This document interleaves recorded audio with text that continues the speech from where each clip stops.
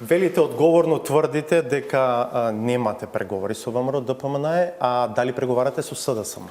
Jo, domethënë, as me LSDM nuk ka negociata.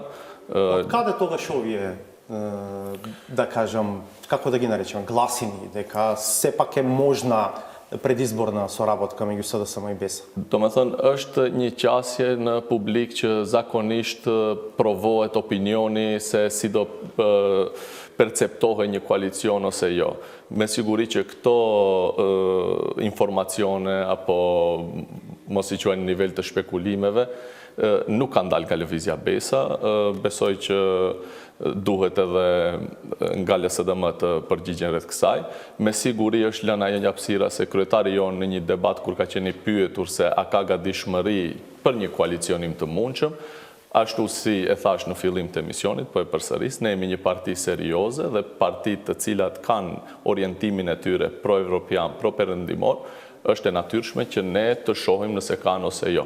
Po deri në këtë fazë, deri në këtë moment, nuk ka asnjë ofertë zyrtare, as edhe ndonjë komunikim rreth ndonjë koalicionimi. Но оставате простор дека тоа може и да се случи. Po, organet e partisë vendosin për këto çështje, pasi që edhe nëse ndodh diçka e tillë, besoj që është diçka historike që ndodh për herë të parë dhe unë nuk mund të jap një pozicionim tash në këtë fazë. Ka mendime brenda partisë, me siguri dhe unë si sekretar general i kam dhënë mendimet e mia edhe në të kaluarën.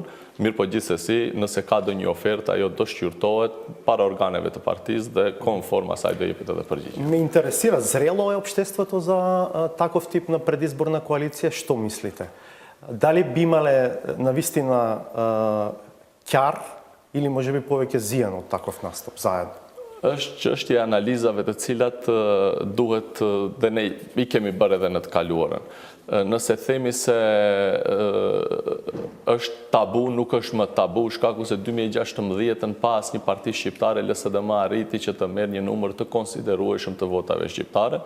Mirë po, duhet jemi po ashtu të vetëdijshëm se po kjo LSDM nuk arriti që të ai votues shqiptar ta shpërblen votën e tyre në një farforme dhe një koalicionim parazgjedhor nuk do ishte diçka e çuditshme apo diçka që do merreshte në aspekte negative, po unë them që do ishte historike sepse ndodh për herë të parë, ashtu siç ishte historike në 2016 që ka ndodhur për herë të parë që një numër aq I madh I konsiderueshëm I votave shqiptare shkuan në kontën e LSDM-s, diçka që ka ndodhur 2009 me një kandidat presidencial që votat konsiderueshme të qytetarëve Maqedonas shkuan në kontën e kandidatit shqiptar.